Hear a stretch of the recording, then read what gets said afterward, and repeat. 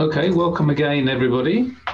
Today we're lucky enough to have a screening of Ernie and Joe Crisis Cops. You're going to hear a lot more about the documentary. Before we begin, let me just do a little bit of housekeeping, if you don't mind. For those of you, I think many of us have been so familiar with Zoom in the past year or so. We probably know our way around, but in case you don't, here is a pointer to a few things on the Zoom screen. You can mute your microphone down here in the left-hand corner of the screen, and just next to it is a stop-start button for your video. You can see the other participants or who is taking part on this participants button. And we're going to ask you to use the chat function here to ask questions, and during the Q&A in particular to raise any comments. If you have any problems, you can post them there, and you'll see that there's an option for sending a chat to everybody that's taking part or specific individuals. Please feel free to use that. And then just above the screen here, there's an option that says gallery view. It might say, I can't remember what the other one is, table view or something, grid view. So that's how you choose the way, your own setting, how you see everybody's little window or video screen. For now, we'll ask you just to mute your own microphones, and we'll begin the program for today. I'd like to begin by asking Nick Crofts, Professor Nick Crofts, to do a very brief introduction, if you would, Nick. Over to you. Thank you, Tim. I'm Nick Crofts. I'm the Executive Director of the Global Law Enforcement and Public Health Association, and I want to welcome you all to this latest GLEFA webinar, and what a privilege it is to have these two extraordinary police officers showing us the work that they do, which is just game-changing. I'd like to hand over to our hosts. We have two hosts for the webinar. One is my old friend Michael Brown, the West Midlands Police, Inspector Michael Brown. Michael was the lead for the College of Policing and the National Police Chiefs Council on mental health until relatively recently, but he's still mental health cop, and I don't know how many thousands of people follow Michael's blog as mental health cop, and if you don't, it's worth it. And with him is Amy Watson, who's professor at the University of Wisconsin and the president of CIT International. I'd like to hand over now to Michael and Amy. Thank you.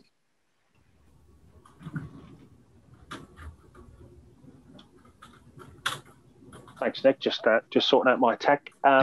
So Emmy and I are going to just have a couple of minutes each, just making some general introductory remarks, and then we'll get on to the main event of the evening. I got interested in this topic because I joined the police about 23 years ago, and I was given about 4 hours of training, and half of it was wrong. And then I found out very, very quickly in my career, this stuff cuts across absolutely all of policing. And I think if you convened a discussion on any aspect of policing in other topic areas like domestic abuse or terrorism, emergency response, crime investigation, doesn't matter what you pick, you're eventually going to have a discussion about mental health and mental well-being in terms of witnesses, suspects, people in crisis, but also in terms of officers and the impact that this work has on all of us who do it. So for me, this is like the golden thread that runs through all of policing, and nothing I've done in my 23 years convinces me that instinct was wrong. In fact, if anything, it just kind of reinforces it. So in my 23 years, I think we've seen a proliferation of different ideas and initiatives as the police try to get to grips with this agenda. And notwithstanding all the differences we could talk about across the countries represented by those who are listening in and taking part tonight, I found when speaking to colleagues internationally that you've got far more in common than you have that separates you in terms of how laws might differ, how health systems might differ, in terms of how cultures and societies differ. You still end up coming back to human conversations about how police officers as people help support vulnerable people in all forms of crisis that we come into contact with. So for me, I just wanted to say I'm really looking forward to seeing the film. I've not seen it yet. And I think at the end of it, we'll have a really profitable discussion where I think we're going to have an awful lot to learn from each other and learn an awful lot to share. And against the background, I'll invite Emmy to say anything else she wants to say before we start. Thank you, Michael. Well, welcome everybody. I'm really excited to be part of the screening of this really important and moving documentary. We're all aware that police response to mental health crisis has gained significant attention of late here in the United States as well as worldwide, often due to heartbreaking tragedies that we see in the news regularly. I've been doing research in this area for a couple of decades, and I've focused on police response to people experiencing crisis as well as the crisis intervention team program. What we've learned from people with mental illnesses is that they feel extremely vulnerable in police encounters, and how officers treat them really matters in terms of reducing the trauma that they experience, as well as their ability to cooperate to get to a safe resolution. Officers have told us that they wish the mental health system was more responsive in providing outreach and care, so police would not have to repeatedly respond to the same situations. My work related to CIT suggests that CIT can improve officers' ability to respond and provide linkages to mental health care. If you're not familiar with CIT or the Crisis Intervention Team model, it will be discussed some within the documentary, but it includes training for specialist officers that most people think of when they think of CIT, but it's also a foundational approach to develop collaboration across systems and to develop crisis response systems that reduce the over-reliance on police to provide mental health care, but ensures that they're fully prepared to respond and collaborate when needed. I'm optimistic that we're at a point where we can have these critical conversations about how we got into the situation that police are often the primary, if not only available responders to mental health crisis. The appropriate role of police in crisis response and how to ensure they are prepared to play that role effectively and safely. This documentary is a fabulous conversation starter for communities tackling these difficult issues. So I think everybody's going to enjoy the conversation.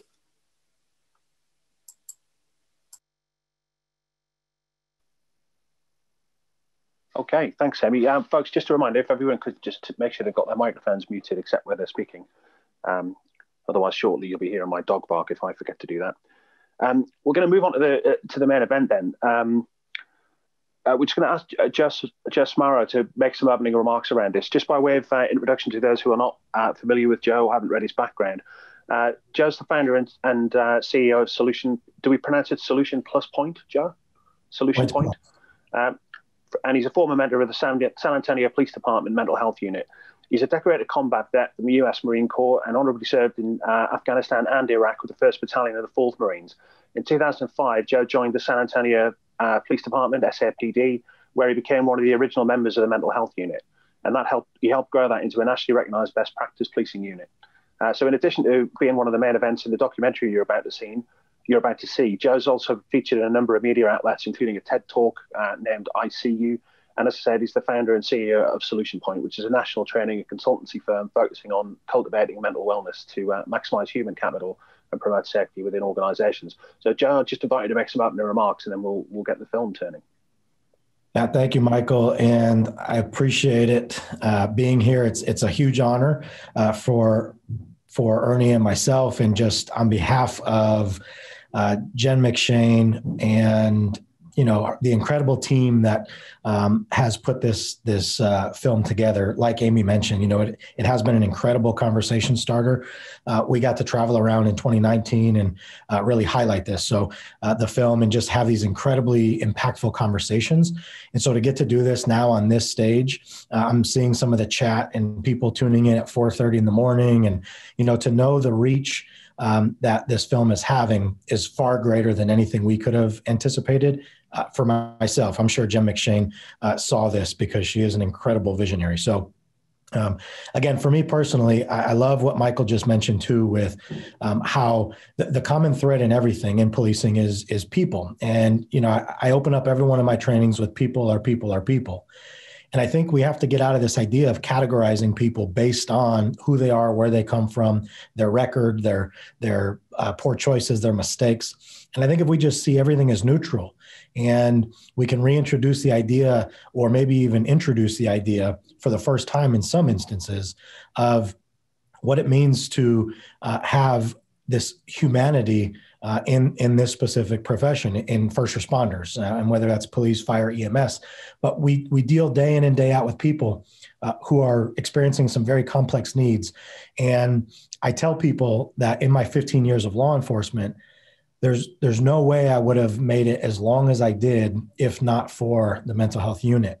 And I hope that everyone got to see the full documentary. I know that the link was provided for a short period of time. But if not, I know we're going to watch the 25-minute version, which is still really good. But the full documentary really does a great job of telling the story, and especially personal to me, of why this work is so important. And I will say that I found my purpose in life from the mental health unit. And I know I would not have enjoyed my work in the police department as much as I did if not for the unit. And what I realized very, very quickly was that it was a moment of grace and gratitude for me, that I saw so much of myself in all of these people that I was helping and their different levels of need. And, you know, I thought, like, thank God that I'm on this side of this 911 call. And I understand the conversation that's been happening about, you know, we're trying to remove law enforcement from responding to mental health calls. And I used to take that like personally. I used to be offended by that, because to me, it was my livelihood. It was my purpose. It was my passion. I was so grateful that I was in a position where I was called upon to meet people where they were and to have a front step access to their individual crises. And then it was a moment of connection for me. And it was a moment to develop a real relationship, something meaningful.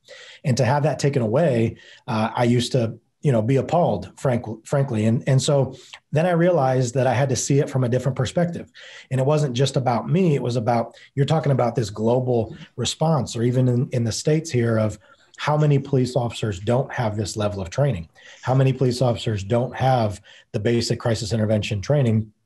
And so they're truly ill-equipped to show up and deal with people suffering from a mental health crisis. And just because someone is acting symptomatic to their illness doesn't mean that law enforcement should respond, because then the expectation is that they're going to handle it the exact right way with no mistake. And that's not always realistic. And so as a lifelong individual who has suffered trauma and has really struggled to navigate resources or the quote unquote right way to get through a day, I found this work to be incredibly personal to me, and I had a very unique ability to connect with people and help them through the situation. So I'm excited to show this version of the documentary. I'm excited for the Q&A portion after this, and I look forward to connecting and interacting and engaging with you after this next portion. Thank you, Michael. Great.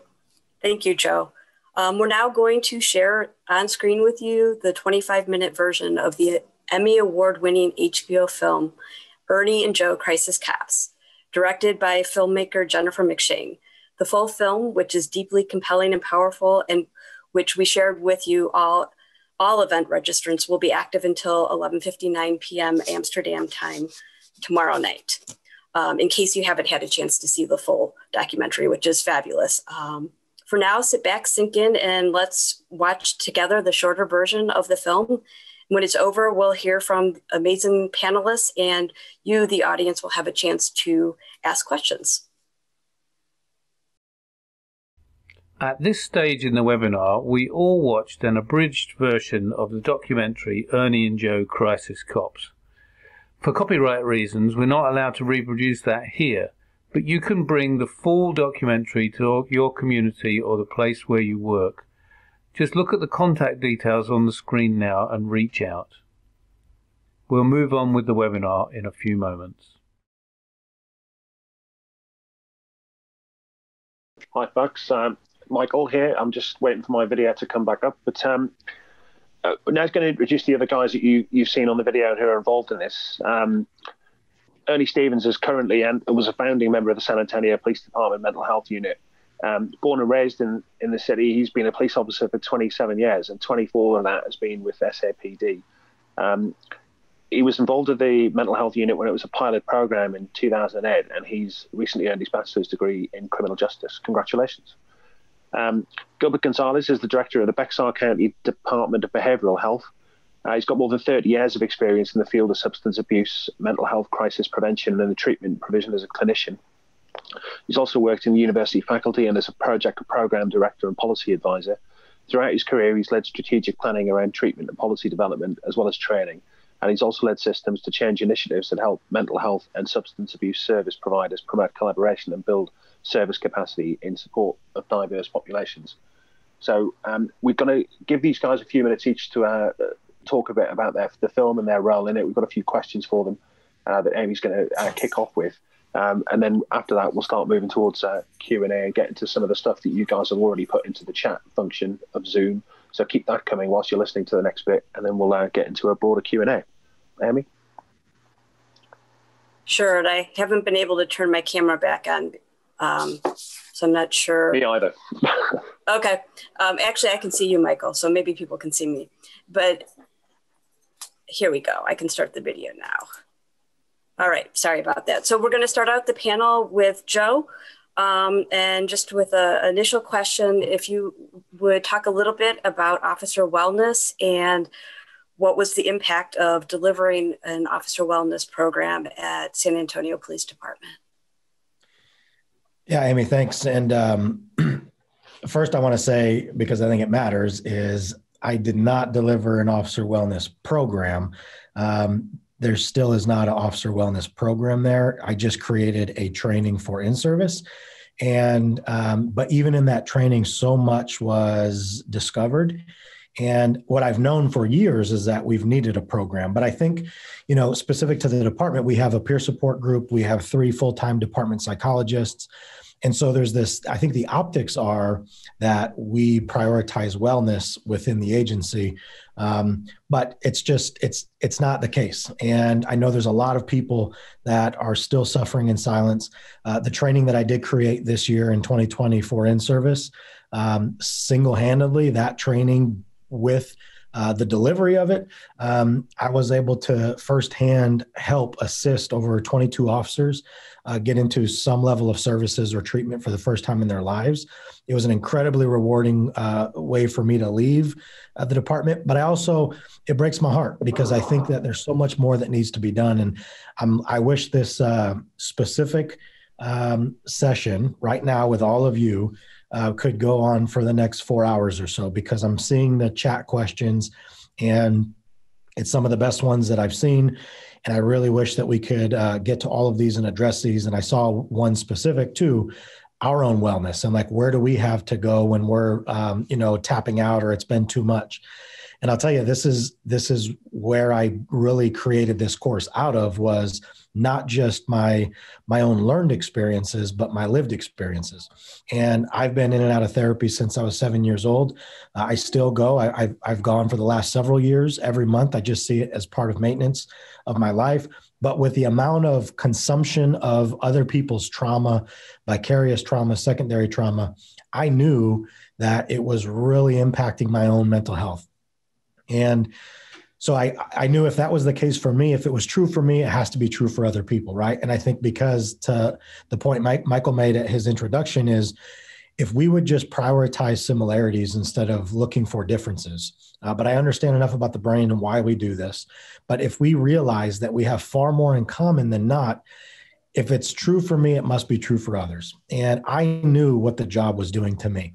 I knew cumulative stress and trauma was impacting my own personal life. My relationships were suffering. I knew, about intrusive thoughts and sleep disturbances and all these things. And if it was true for me, then it must be true for others. And there wasn't anything being done about it. Just having resources, I think this is an important piece for people to understand. Just having a resource isn't enough. There has to be a cultural shift. There has to be an investment made into the education of getting people to understand that, yes, this is a new resource, but it's also safe, it's encouraged, it's confidential, and we want you to use it. Just creating a resource isn't enough. You have to have people that would say, okay, well, how do I use this, right? Like, how do I access it? Who do I call? When do I go? Who's going to know? And there's so many different pieces that people need to understand when it comes to, especially with this this population, because there is a lot of fear and skepticism and cynicism and disbelief that that if I raise my hand and say, hey, not today, like I'm struggling, I'm feeling emotionally detached, I'm not sleeping well, I don't feel safe when I come to work, I know I need to see somebody. I know I need to talk and process, but I'm terrified of what's going to happen to me if I make that outcry. That's a problem. And so to me, the bigger issue is we need to address the cultural shift within policing in the world. I used to say in the country, but I imagine there's a lot of similarities throughout the world. And I know some places are doing it really, really well. And then I know some places aren't even talking about it at all. And so again, I think this is a cultural issue that needs to be addressed. And there's so many different layers that we could dive into on this to help make it more sense. But hopefully that at least tickled your question there, Amy, with my response. It certainly did. If you could talk a little bit about how the existence of the mental health unit in the department can help change the culture around seeking help. Yeah, I think it starts to normalize it, right? I think when you have a police department that is willing to create or allow a unit to exist that is a dedicated, specific mental health unit, I think it just, again, the optics of that are, oh, this must be important, right? If we're going to invest and have our full-time staff doing this, then it must be a priority. But again, I think that that's a slippery slope too, because that in and of itself is not enough. And what we did see is just by having the unit, Ernie will talk about this as well, but when the unit was started, the entire focus was how can we serve the community? How can we serve the community? And then after being on the unit and it was around for several months, the first situation happened where there was an officer in crisis and they were like, well, naturally, we're just going to have you guys go do this. And it was like, this is a whole different thing. Like, whoa, we didn't know what this was like. I don't have training for this. And which obviously is not true because people are people, right? And so whether it's a stranger that you've never met or it's a police officer that you've served with, the same skills and techniques apply. It's about expressing empathy. It's about being a masterful listener. It's about really trying to connect with the individual. And the same thing applies. And it was just the story in our head that like somehow this is going to be more difficult. But what we learned is that by having a mental health unit, at least it created the opportunity for people to come forward. And it was because we have 3 full-time psychologists, like I mentioned, but there's still people. I was doing a survey on our department before I left, and the last number I had, and I didn't get to finish out the year because COVID obviously shut us down for 12, 13 weeks. And then I left in September. But this survey I created on a Likert scale was that what I found was that there was 37% of the people I surveyed, which was not all of them, did not trust that if they went to the department psychologist or if they asked the department for help, that they would be supported. And so if 37% believe that, then that's a problem, right? And I imagine it's even more than that, but that's just the one I was able to capture. So again, I think that there's a lot of work to be done, but having the unit certainly does help. And I'll finish with this. There was 2 things that I realized needed to happen for a first responder to be willing to come forward and ask for help. And the 2 things I discovered were willingness and then an opportunity. Just being willing alone sometimes is not enough. I might wake up and say, all right, I can't do this anymore. I don't feel safe. I need to make an outcry. But then immediately I could be met with thoughts of fear or worry and uncertainty, and maybe having my gun taken away, my badge taken away, being put to the side or put at a desk, all things that make me feel like I did something wrong. And so now I'm not going to ask for help. And so willingness alone is not enough. It's willingness met with opportunity. And when I was teaching this self-care, this first responder wellness class this year, that was the opportunity they needed, because immediately after the class, it's 90 minutes of me being vulnerable and sharing my experience of 11 years on the unit, coupled with what I saw nationally with trends. It was like, hey, this guy gets it. He's putting himself out there. He's being vulnerable. I want to go ask for help right now because it's happening. And so this is why I think police officers need to have mandatory mental health appointments, because I think that would afford the opportunity needed for them to make the outcry. And so, again, I think that's just one thing that could be done to address that. But yes, I think cultural shifts take place even before that. You could go all the way back to how we recruit, how we vet, how we train, police academies. There's so much to be said on all of that as well. Okay, if I could bring Ernie in, it'd be good to hear from him. You've been in the police service about as long as I have, a little bit longer. So I just wondered if you could talk a bit about how policing's changed over that time, and specifically as a founding member of the mental health unit, tell us how that came into being and what difference it's made. Well, trying to create change within a police department and bureaucracy in itself is difficult, no matter what you're trying to do. And trying to start a mental health unit in a police department that never had one was a very, very difficult task. I went to the training in 2003, and then in 2005, we actually started teaching the curriculum here in San Antonio, but we had no unit. So they would just take a handful of different instructors who went to the original training and then start training the officers. And the goal was to try to train about 20%, 10 to 20% of the officers in the patrol division. Well, what they found very quickly was that barely scratched the surface of the calls that the officers were responding to for mental health. So the chief mandated the entire department go through the 40-hour CIT training, which put a very difficult strain because we weren't even up and running yet. And it was in December of 2008 that I finally got an audience from the chief, and he agreed to start basically a pilot project. Me and another officer, Officer Kasberg, were tasked to go out and provide mental health services to the community. And it was, so we were trying to do two different things. We were trying to go out in the community and help and assist them in their need in that moment of a crisis, but then also trying to get the police department and patrol to buy in to this new style of policing of officers wearing plain clothes and going out and responding to mental health calls. And at first, we were met with a lot of resistance. It was, oh, they're the hug-a-thug officers. They're soft on crime. And it wasn't until the officers actually started coming through the training and really understanding, just like myself, I didn't understand mental health until I went through the training. And then my eyes were opened. I got a new perspective. I got educated. And that happened with a lot of the officers that came through the training. And what we found, and Joe and I have talked about it, the officers that were the most resistant to the training were usually the ones that had some type of close attachment to a mental health issue, whether it was somebody in their family, a very close friend, neighbor, or they had been affected by it themselves personally. And usually at some point, the system let them down. So at that point, there was a lot of pushback. With that being said, the training continued. The need was there. The chief continued to increase the unit. Joe and his partner were the next ones to come on and join us on the unit. And, now we've seen this cultural shift.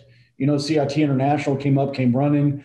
We landed one of the conferences in San Antonio, and we brought awareness, not just to the police department, but to the community, that your police department is listening to your needs, and we're going to start adapting and changing to that, which at that point was a pretty progressive move, within a police department, especially when you have units that are screaming for manpower. Now you've got this new mental health unit that really serves more of the civil side of the law than it does the criminal side.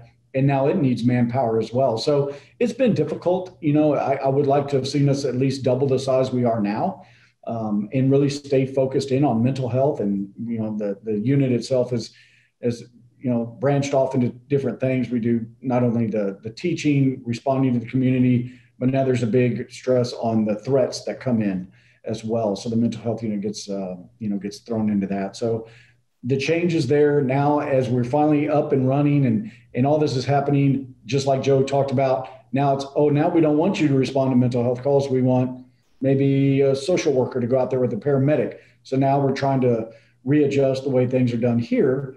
And now the approach is starting to change as well. I think that's especially interesting because I've thrown a question or an observation into the comments section about exactly that, saying with all the kind of police-led initiatives, whether they're police only like your unit or whether they're police collaboration where you have a mental health nurse or a mental health social worker with a cop, I've often wondered, certainly in the UK, whether their existence in the first place actually disincentivizes non-police led responses, because you can rely on the cops because they're 24/7 and they've always kind of been there anyway. Now that they're even better because they've got training and then they've got some cooperation from health services to assist them in their decision making, does that mean there's even less reason to have a non-police response to mental health crisis? And I just wondered what your view on that would be.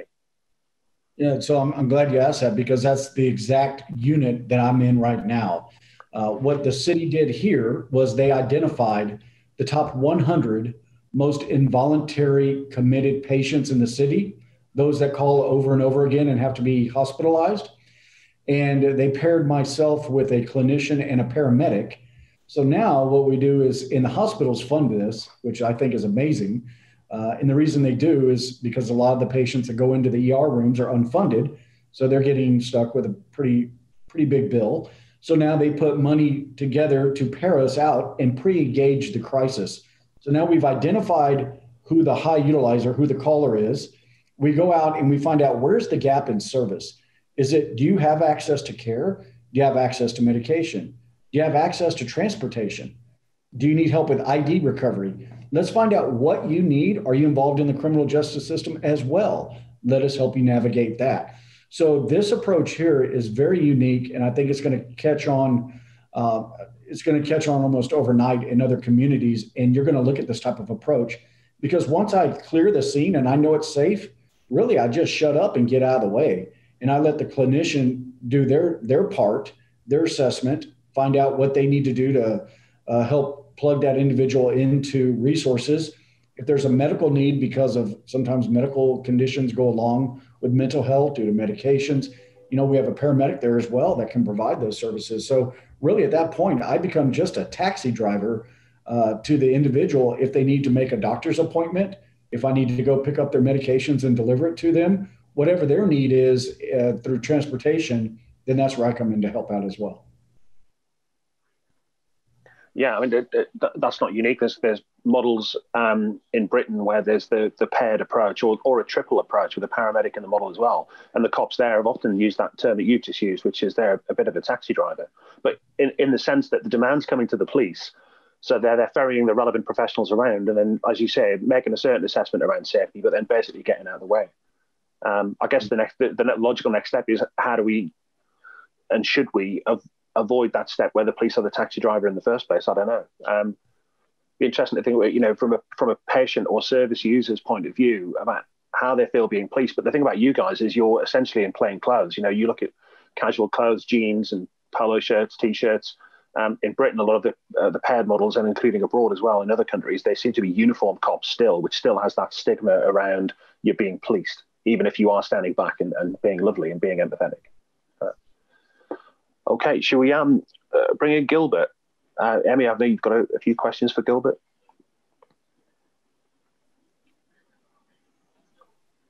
Emmy, I think your microphone's blocked. Yes. There you go. No, I'm unmuted. Sorry, sometimes I forget too often. Gilbert Gonzalez is the director of Bexar County Department of Behavioral Health. Michael read a little bit of his bio earlier. So welcome, Gilbert. I guess what maybe we can start out with is just when you realized who was sitting in the San Antonio jail, how did that knowledge impact really the growth of the new approach? And how did you encourage police to get involved in this when you first started? Thank you, Amy, so much. First of all, let me start out by saying and giving a big debt of gratitude to Jennifer McShane for telling the story and allowing us to continue to, on a daily basis, make everyone aware of the great work that was happening. And I'm also very excited to be on today for the Global Law Enforcement Association, and you all are doing great work. Also, Amy, yourself with CIT International, doing some great things. But I was very fortunate to come into and begin and get to know a young man by the name of Ernie Stevens and Joe Smarro, who truly two individuals that have changed the mental health landscape. So let me answer your question directly. Why did all of this happen? It stemmed from the fact that in around 2000, 2001, Bexar County was about to be sanctioned by the federal government for having an overcrowded jail system. There were too many people in jail. And what's more, I knew there were too many people with mental illness. Secondly, there was an overcrowding in the emergency rooms for people with mental illness. And often they were at the other end of a handcuffed and a police officer bringing them in. Thirdly, there was no money. No one had any money to start anything. So as we evolved in order to address that, the county judge, our county judge issued an effort during a health conference where we were going to target a jail diversion. So the thing about jail diversion is the word diversion means you got to have someplace to divert them to. And so we knew as a community in early 2000 that something needed to be done. And we quickly recognized that persons with mental illness in the back of a police car, police officer wanted to just do the right thing, take them to the right place for the right time, at the right time for the right treatment. And none of that was available. So three major factors began. We began a series of very close collaborations, focusing incredibly on data and sharing data and research and gap analysis and all of these things that showed very quickly what we could do. And then to bring the leadership in as we evolved and dealt with all this. So in the beginning, we literally had no money to do any training whatsoever. No, so I'm on the mental health side. So I knew we had to be able to give officers a place to go. We needed to provide the treatment end of law enforcement as they address the particular needs of that individual. And so I mean, we were not doing well at all. And so as we got together to work on training, we literally did it through a community collaborative that spanned the entire community. And so the local mental health authority provided trainers, local law enforcement, San Antonio Police Department provided officers, Sheriff's Office provided officers. That interfaith community came together and said, well, we've got this mega church that we can do this training on. And so local hospitals said, well, we can provide officers with their meals and their breakfasts and so forth.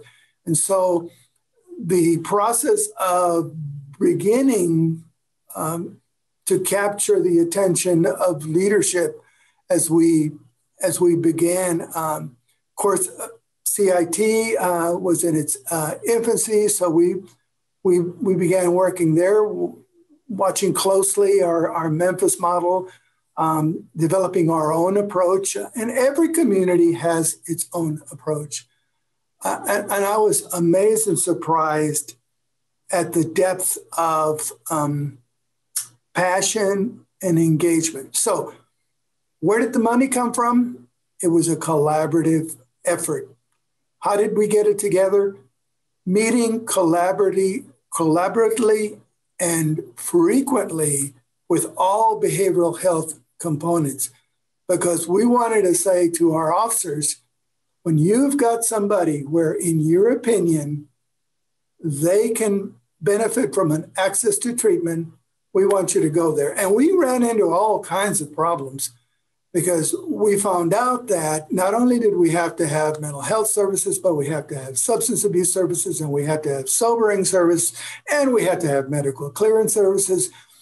But one of the things that was incredibly important and successful for us was the willingness to listen to Ernie and Joe, to listen to address operational obstacles. After that, showing leadership the data. I mean, I could not, if I've got a little button here, I don't know if you can see it, but it says, you probably can't see it. It says, talk data to me. I mean, it's like the data can provide the why. So we began tracking, and we had an Excel spreadsheet and tick marks. How many officers brought this person in or that person in? As we evolved, we began to learn things like in 2017, the Bexar County community spent $1.1 billion on providing for the public safety net. And then we were able to show things like, in order for a person to be diverted from jail, there's a cost. So when Ernie and Joe pick somebody up and they take them to our county jail, we found out that it cost the city and the county $2,295. But if Ernie and Joe could take them to our crisis center, it was $350. And some of our individuals have to be wound up arrested more than one time. We understood that it was critically important to look at the nature of mental illness, that it's variable, that sometimes folks will be in the red light zone where they'll need immediate support. They'll be in the yellow zone where they could probably do okay, but still need help. Or they're in the green zone where they're now ready for self-employment and so forth. But they go back and forth. So it was important to be able to provide treatment at all phases of those interactions and to show to leadership that this was cost effective. So the key was cross-systems collaboration. It was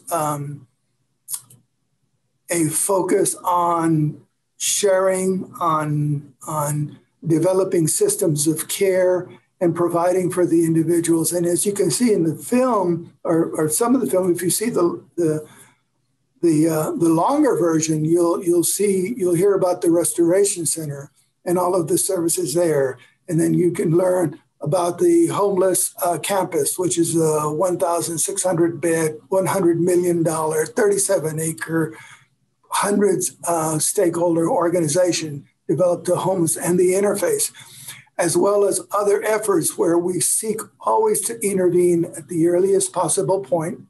We have a justice intake and assessment center where, as a matter of fact, law enforcement came to us, and I say us, the mental health, and said, well, we need screening questions. And we came up with screening questions. So all these things evolve and continue to provide a level of coordination now. We have one of our organizations operates what's called a law enforcement navigation, which is essentially the system-wide coordination within one county of 2.2 million and 29 separate police entities to coordinate on emergency detentions so that everybody knows who's going, where they're going, and police officers don't have to worry about, well, do I go to this hospital or that hospital?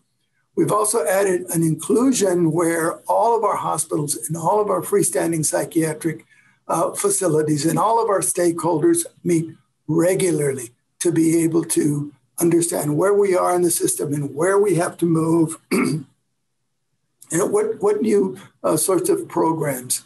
So I'm going to end then. And again, I want to thank you all so very much for allowing us to keep the dialogue going.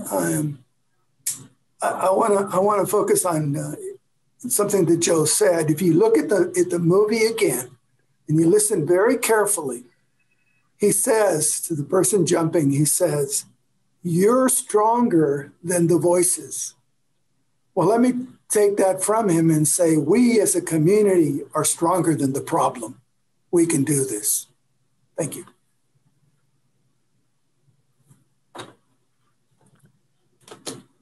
Thank you so much. I think we're going to move on now to fielding questions from the audience.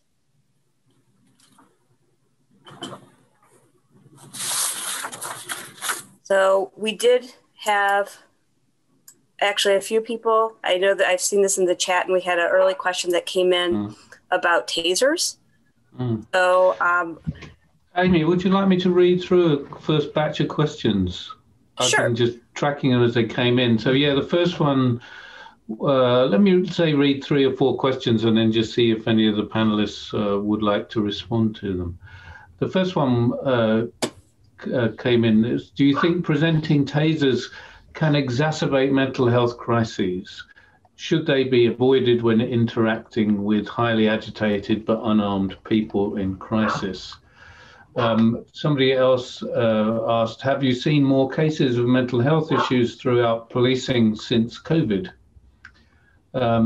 Emily asked, how has the Black Lives Matter movement affected your interactions with the community and community members, if at all, especially with minority groups?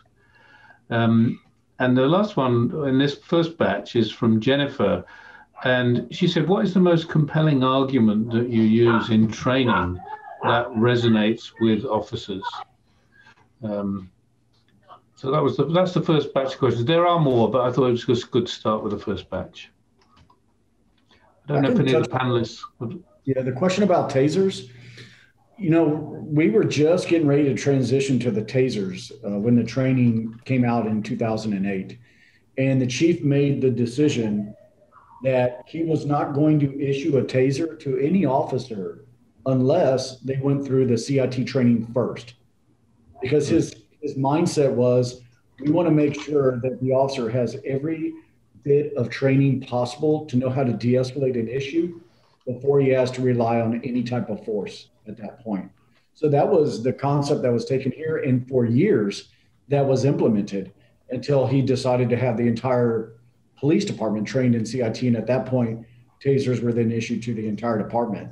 So that was, that's the idea that he adopted here. And, it makes sense now that you think about it. And we haven't seen really, I don't track the numbers of use of force. They're on the website. I just know the use of force within our unit itself. And Joe, correct me if I'm wrong, I don't think we've ever had to deploy a taser on anybody that we've dealt with. We haven't, no. And specifically, who was talking, Nick or Tim? Sorry. It was Tim. I was just reading out the questions. Yeah, sorry. Yeah, Tim. Specific to the tasers, I do think it does make the situation worse. I think anytime it's like officers in uniform. We know on the use of force continuum, the first level of force is physical presence, and so as soon as an officer shows up in uniform, already there's an anticipation of something is wrong, or this officer, regardless of who the officer is as an individual, the expectation or the perception could be, I've done something wrong and there's a possibility that I'm in trouble. So automatically it's going to be very hard. I'll tell you, my mantra that I had as a police officer on the mental health unit was two things. Every call was I'd always focus on the person, not the problem. And my goal was connection over correction. And I knew if I were to see the person first, regardless of why I'm there, but I want to know your story, because I know enough about human behavior to understand that every behavior is coming from a greater why. And so for me, it was just patience and curiosity. Like, tell me how we got here. Like, what happened? It's that trauma-informed approach, right? Like, what happened before this situation to get us where we are? And now I genuinely want to connect with you person to person so that we can talk to each other. But when you're in uniform, and this is what I loved about that bridge scene in the movie with Kendra, is that was just happenstance, right? That we were working overtime, so we were in uniform, because we've heard people say, well, you're only as good at what you do because you're not in uniform. And the skills are the same, but there's this idea that you have to be able to at least acknowledge or communicate the limitations or the differences. So when we show up in uniform, now they see us as cops, right? There's no longer that oh, wow, what do you guys do? Who are you? So when we're there, it's like, hey, look, first of all, if you are afraid, I apologize. I assure you, I'm only here to help you. My name's Joe. This is Ernie or whoever I'm working with. And we're just here to help you out and connect with you. That's all. But we would acknowledge those limitations instead of just showing up and then getting right to business. It's like, no, let's first up front address the fact that because I'm in uniform, there's a chance that you're probably afraid, because I have a belief that if you're an adult living with a serious mental illness, you've probably had a poor interaction or a negative interaction with law enforcement. And so we have to overcome that, right? And so I think tasers do make situations worse. We see them as a way to de-escalate. You know, if we take it out and point it at people, it's going to make them calm down. Well, we're not dealing with like someone who's maybe inebriated or drunk on alcohol trying to diffuse a situation. We're dealing with people who are actively sick. And if we were to see mental health issues as medical issues all as one, it would be the equivalent of, again, like, oh, you're having a diabetic like seizure. Like, let me show up and point a taser at you and see if this is going to make things better. So we have to be willing to understand mental health as whole health. It shouldn't be separate. You know, if we just saw mental health as part of human health and it was this holistic approach, but then the caveat is, well, what if they're dangerous? Well, what if they're acting out? Again, it's pointing to a higher level of need. So create more space, change your tone. There's different ways you can do it. And again, Ernie and I did this for 11 years in the 7th largest city in the country, just shy of 2 million people with guns, people with knives, jumpers, on drugs. And to never have to use force, I think speaks to the fact that it is possible. Now, is there some luck in there as well? Yes, but it speaks to the fact that it is possible. And I could go on and on and on about this, so I want to move on to get to more questions. But I think there's so many different layers that you can look at with this of how I'll end with this. I tell officers when I train them, it's like any relationship. You're 100% responsible for your 50%. And when you show up to a call, you're 50% of that call, they're 50% of that call, but you're 100% responsible for your half of it. And if we were to do a use of force autopsy, if that existed, I would venture to say that roughly half or more, I don't know this, I haven't studied this, but this is just what I know, is anytime there's been a use of force within law enforcement, you could peel back the layers and see where it could have possibly been prevented or handled differently. But 100% of those cases, the officer's thinking, I used the taser or I did this because they did this or they did that. And we immediately project out the blame. But it's like, no, it's because you didn't understand what was happening, because you didn't realize this was a person suffering from a crisis and they were experiencing psychosis. And if you just created more space, and if you just changed your tone, and if you just used an emotional label and connected with them, maybe it could have been different. So anyway, education is such an important piece. And this is why, again, I think the value of a good CIT program, because I've seen some CIT programs that sadly are atrocious. They do no role plays. They have one person teach the entire 40 hours. It's really, really sad. And so sadly, I think, just the CIT, people like take it and do whatever they want with it. And we've seen some programs that really, really don't create the behavior change that a good program can. So let me add, Joe, one of the things that you have triggered on my memory is the fact that we are in the midst of the evolution of a culture change among a huge criminal justice organization, mental health, and so forth. So in the past, when you had an emergency, it was typically, okay, what do you want? Do you want law enforcement? Do you want EMS fire? It had to be one of those two. But now we're at a point where we can say, okay, do you need EMS? Do you need law enforcement? Do you need fire? Or do you need mental health?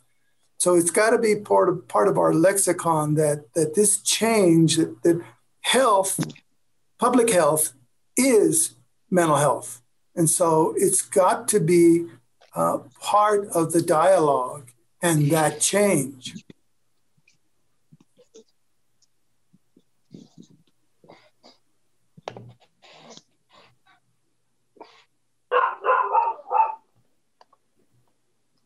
Would you like me to repeat any of the questions, Michael or Amy? I mean, we've got a lot of questions coming in. How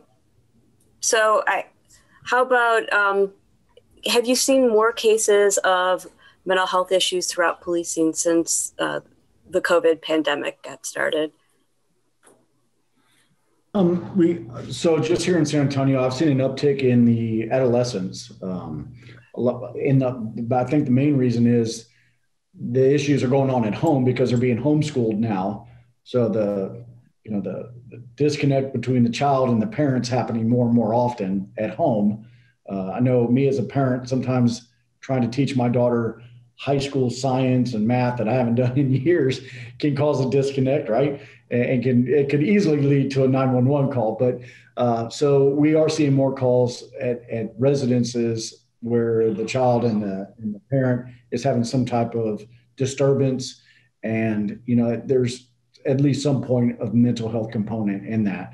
The biggest challenge for us with COVID, really for us, was that, once one of our patients goes to the hospital, our job is to engage at the hospital and try to figure out a good discharge plan for that patient, on where they're going to go. Can we find housing, transitional housing? Do they need a step down unit? What is it exactly they need? And because COVID got so bad here, they shut the hospitals down, even to us. So we couldn't even get in to see the patient. So that was very, very difficult in trying to navigate that system through phone conversations with social workers and trying to come up with discharge plans, get medications to the patients upon discharge. So the one thing I can say was positive is the technology part of what COVID led to is a lot more people are having access to care quicker than having to wait 6-7 months to see a psychiatrist. They're able to get in and do telepsych and telemed a lot quicker. So it has its up and down.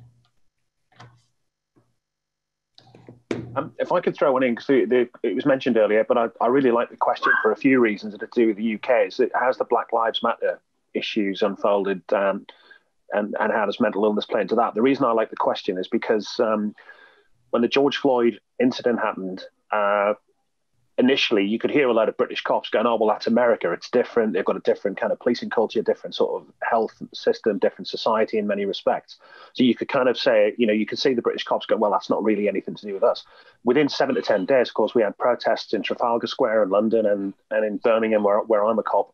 And as people had their homemade placards up around people who've died in contact with the police, a disproportionate number of the names on the placards were people with lived experience of mental illness who were in the depths of a mental health crisis when the UK police responded to them, and we've ended up with a restraint-related death. So what I think was fascinatingly absent from the Black Lives Matter discussion, certainly in Britain, was we failed to clock and discuss the fact that a disproportionate number of the names on the placards were mental health crisis cases. Just wondered what your view was on all that. I think, No, I mean, my experience again really is it is so community specific. And we were very, very fortunate in San Antonio that, we just did not see, I mean, we had very, very minor protests and gatherings, but nothing. I think we had like one bad night where there was some issues, but overall, again, one thing that San Antonio does really, really well, and I've thought about this too, because for those that don't know, I mean, our city is coined Military City USA. So we have such a heavy military population, veteran population. They're very, very first responder supportive. And we just haven't seen the issues for a large city. Like I would be willing to bet that the 6 cities ahead of us and then the several ones on the other side of us that they faced. And I think that's a testament as well to the police to community relations.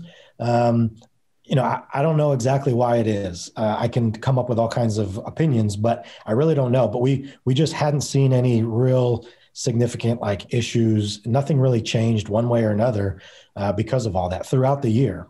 So it's fascinating, but I'm not sure why we were lucky.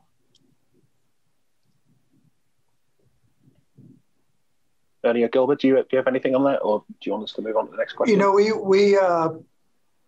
We have consistently tried. We've reached out to the community. We have a very, very active engagement with our community collaboration. We have, all our different districts. In San Antonio, we're predominantly Latin American, Latinos. And then we have districts that focus on the east side where African Americans. And so we have a very active collaboration as well as interface. So that is really, again, as Joe and Ernie mentioned, I don't think we've seen that much.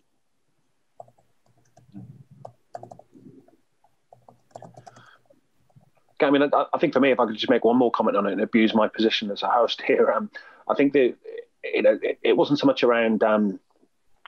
It was around the fact that if you want to prevent Black Lives Matter type protests and incidents, you need to think about the way these guys have in San Antonio about being much more upstream and much more preventative early on. Because if you don't, you end up sometimes with these kinds of catastrophically, reputationally devastating events that are tragedies for everybody involved. And for me, the Black Lives Matter mental health link needs to be better explored, because to prevent the BLM outcomes, you need to be better at policing mental health in all its facets. That's kind of where I was coming from on that.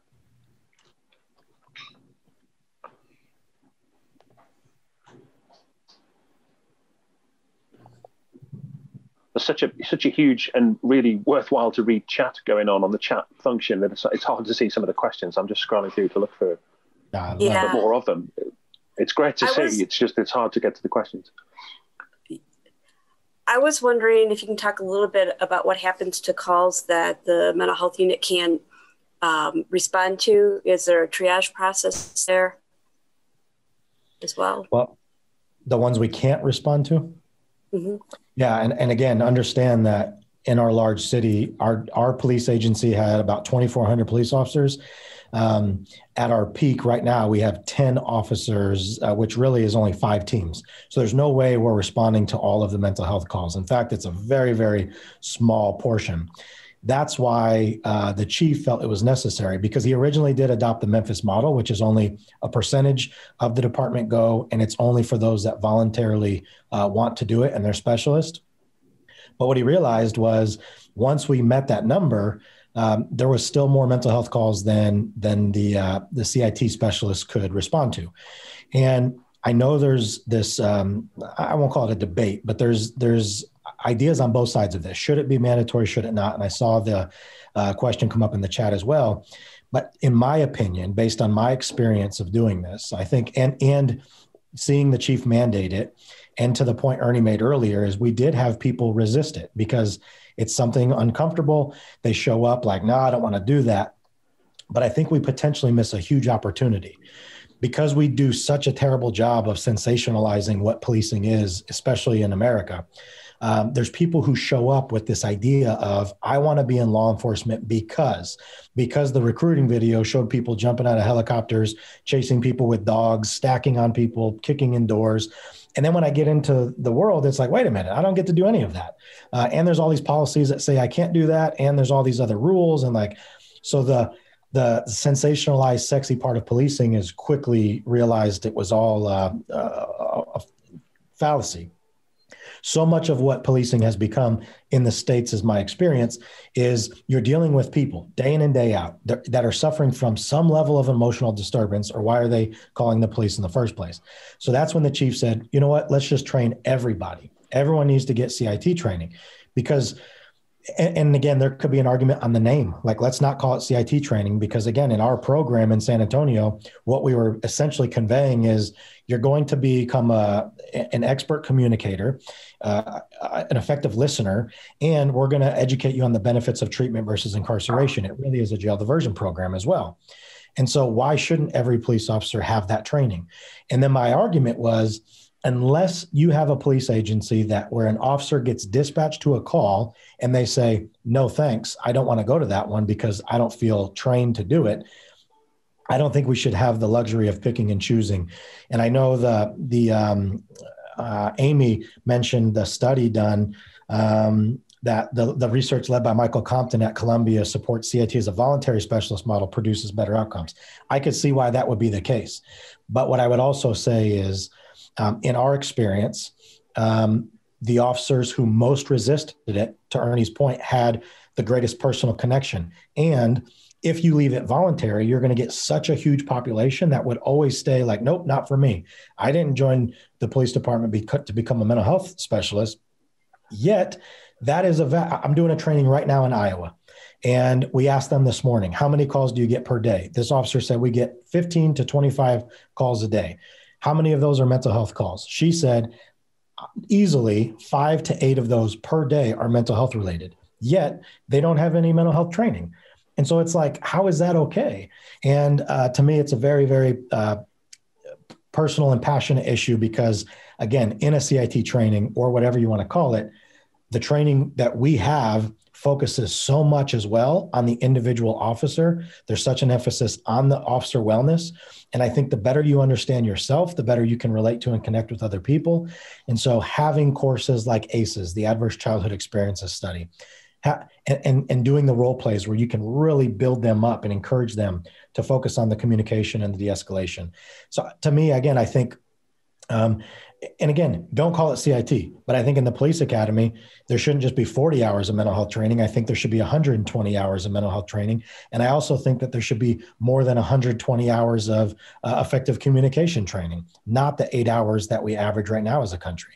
And so I think there needs to be an entire shift on the scales need to be balanced or really shifted in the opposite direction on where we're focusing our energy and attention, because it shouldn't be on the high speed, low drag of tactics as much as it should be on how can we humanize the badge and connect with the community that we're showing up to serve.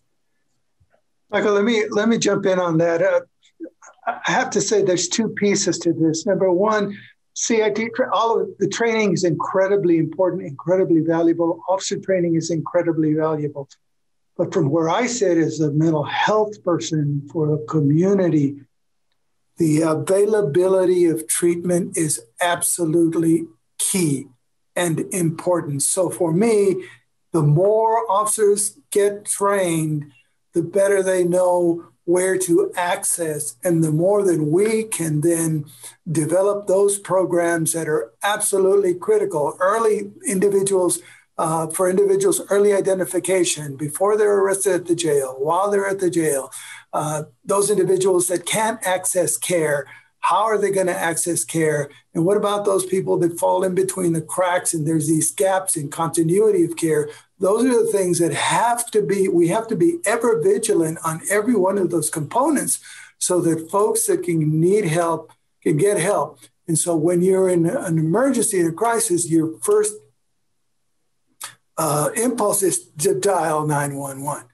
And so it's critically important that our officers are trained, be provided skills services, provide skills training, and provided an absolute knowledge of local resources. And then it's up to us in the behavioral health world to ensure that options are available. So that's how I look at that.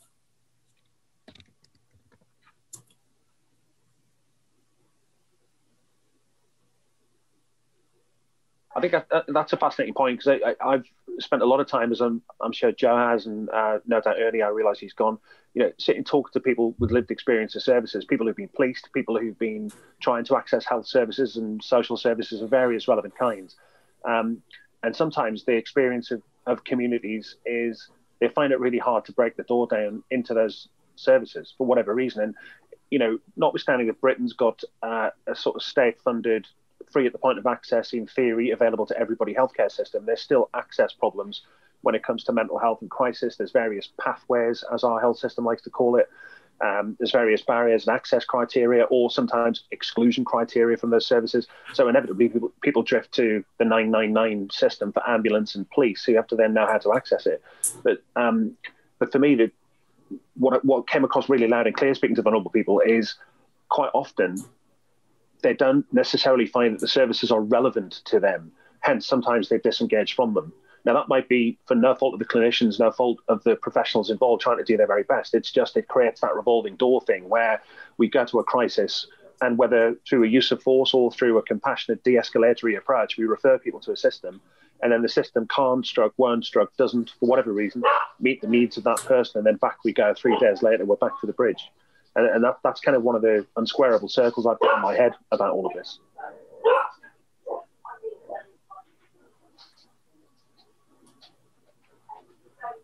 Everybody's nodding with whiplash, but yes. It's the $1 million difficult question, isn't it? How do we, in the first instance, is kind of, I remember a service user who lives in Scotland had said at a conference once that it's all very well the police turning up, and you can give me the nicest, most lovely, most compassionate, most relaxed, empathetic police officer in the world with the best police mental health training you could conceivably imagine. But where does that cop or that paramedic or that social worker take me in crisis, and then what happens to me when I get there? because if that's not relevant to me, 24 hours later, where are we? You're absolutely right. I look back at when we were first beginning to use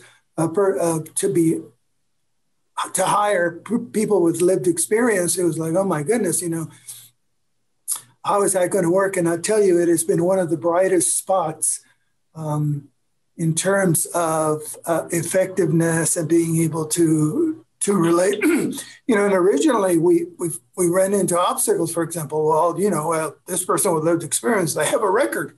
Well, duh. Yes, they have a record. That's kind of, and so we had our HR systems had to sort of adjust to be able to bring folks on board. And now they're ubiquitous and an incredible asset to the system of care. So, Gilbert, you have actually a note from Jennifer McShane asking if you've talked about Navigator. Well, and actually that's part of like Joe said, we could go for several hours. One of the interesting efforts that is evolving to maturity was the fact that officers were faced with situations where the prisoners, they didn't know, they would go to a hospital and that hospital would say, well, we're out full. They'd go to another. So you had a police officer calling around to see where they could go. So now, mind you, in Bexar County, in our area, we have over 5,000 law enforcement officers, 29 police municipalities. So an effort evolved where our local emergency disaster group happens to be called the Texas Regional Advisory Council. They're the ones that coordinate ambulance and helicopters and fire and so forth. And mental health was not on their radar. So we began a crisis collaborative of all of our major stakeholders. A significant piece to this was the fact that heretofore, prior to that effort, major hospitals were not a part of the collaborative. Freestanding psychiatric facilities were not a part of the collaborative. Data was not transparent.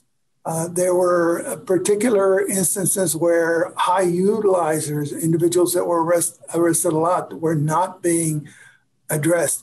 So the first major effort was to evolve a system known as law enforcement navigation, where all emergency detention calls for mental illness are coordinated through one effort. So when Joe calls or Ernie calls, they're directed. In addition to that, we have data streams that serve to educate what I consider the best of all worlds, and that's a scientist practitioner model where the practitioners regularly rely on data to inform. And we've been so successful, we're at a part where we're now evolving different levels of co-responder models. One of our models, which is addresses the use of officers as a last resort. And you have mental health in persons with lived experience, and we have immediate access to treatment so that an officer knows they are not going to be left alone where they have that support. So the evolution continues and ultimately ends with early identification, access to care, and closing those gaps in continuity of care. Okay, that's great. Guys, unfortunately, I've been given the nudge that we're kind of out of time. I'm going to pass back to, I think Nick's going to make some closing remarks. Yeah, like Joe said, I could be here all night, just get a cold, chilled, fizzy water on the side and just keep going. So there's been so much come out of that for me. But Nick, I don't know if you want to make some final comments. Tim, are you going to jump in first? No, I was just about to say we've got a number of questions. We've obviously kept notes of everything in the chat function. We will, and I'm not sure if Nick's going to say something about follow-up, but a great discussion. He is indeed. But no, over to you, Nick. I know you wanted to mention one of the diversion event that's coming up as well. So I don't know if you want to say anything generally in closing, and then just give me the nod when you want to slide. Listen, it's an incredibly rich discussion, and the reason that the Global Law Enforcement and Public Health Association has grown out of the Law Enforcement and Public Health conferences, and the reason for its existence is to promote exactly this discussion. This is a discussion that is long overdue in many places. It is not for a second confined to the issue of mental health or some of the specific issues we're talking about. In my experience, it's been a very neglected area. The public health role of law enforcement has been neglected by the public health world for far too long, and it's critically important. We're hoping that all of the people who participated in this webinar will go onto our mailing list so we can keep you informed about future activities. The International Law Enforcement Public Health Conference will be in March next year. It was going to be in Philadelphia, but because of this virus, it's gone virtual. And all of the subjects we talked about tonight will be discussed at that conference, which, as I say, is an annual conference. In the year 2022, it will be in England. 23, it'll be in Vancouver, all of which is trying to build a venue, of platform for furthering the discussions that we've been having tonight. The specific issues that the Global Law Enforcement Public Health Association is trying to build forums for addressing. As I said, it's not just about mental health. We have forums for looking at violence prevention, for the role of prosecutors in public health, for diversion and deflection programs, all sorts of different issues. And also the other thing I want to emphasise, and I've been intrigued at looking at people joining this webinar from all four corners of the earth, that the Global Law Enforcement Public Health Association is a global organisation. We're running a webinar on Wednesday this week on the applicability of diversion programs in the African context.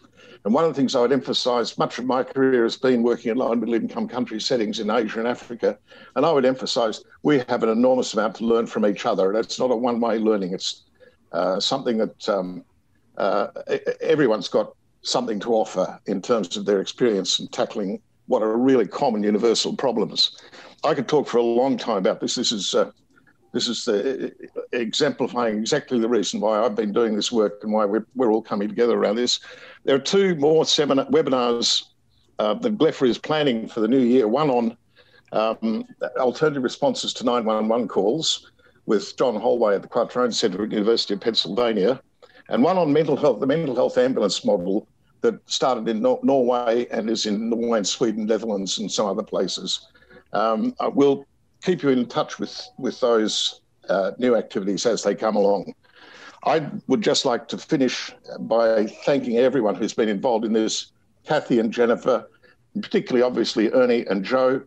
And the strongest message that I get out of this whole exercise is what Joe said at the start and through his talk and through his work and through his example, and that is what we're dealing with is people. My own field is drugs. And I say, working with drug users, I have said and say regularly, the more I look at drugs, the more I see people. Thank you very much, everyone. Thanks so much for having us. Thank you very much from Africa. This is Kenneth. Thank you. Kenneth, I'll be in touch. Kenneth. Yeah, I'll be waiting. Thank you. Cheers. We'll send you further details, everybody, of some of the events that Nick mentioned after this event. Thank you very much, including to Michael and Amy, to Joe, Gilbert, and Ernie. Thank you very much. We'll wrap up there. Thank you.